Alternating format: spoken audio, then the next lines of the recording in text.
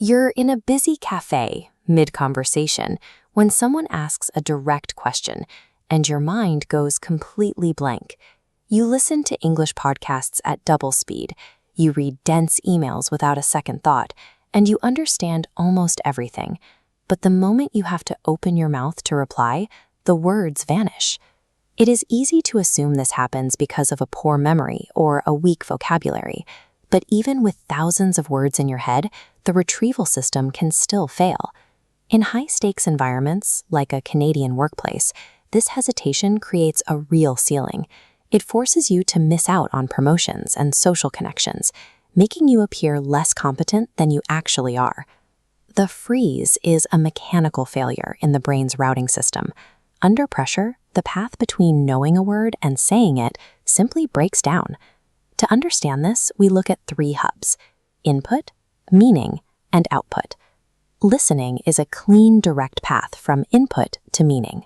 But speaking takes a detour. It routes thoughts into your native language first, translating word by word before pushing them out. This live translation consumes immense mental RAM. It drains your cognitive energy just to keep a single sentence from collapsing. When you add the stress of a job interview or a meeting, the body releases cortisol. This chemical surge overloads the already taxed translation loop, causing the entire system to crash. Achieving smooth speech requires bypassing this translation loop entirely. You have to move the process back to a direct path. This relies on a specific principle. Fluency is a habit of retrieval that can be trained. We use a 3-step protocol to rewire that path. Step 1 is chunking. Learning individual words is inefficient. You must internalize full common phrases as single cognitive units. Retrieving a 4-word phrase as one complete block reduces the number of separate files your brain has to locate and assemble while speaking. Step 2 is vocalization. Silent reading only builds recognition.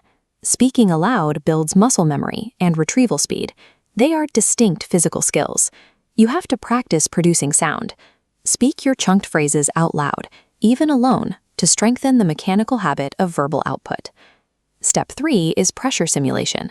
Record yourself speaking on your phone for 60 seconds every day. The requirement is simple. You cannot stop to self-correct. Forcing yourself to continue despite mistakes acts as stress inoculation. It ensures your new retrieval habits can survive the real-world pressure of a workplace conversation.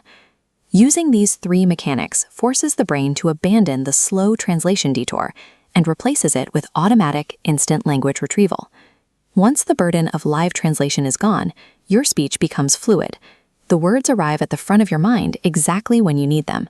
This automaticity reclaims your mental RAM. You can stop monitoring your own grammar and finally focus on the environment around you. In a Canadian professional setting, this reclaimed energy allows you to navigate tone, pacing, and the subtle cues of small talk, details you previously had no bandwidth to notice. When you are no longer managing a mechanical routing glitch, you can actually listen to the person across from you. Fluency is the result of moving your focus from the mechanics of the language to the intent of the conversation.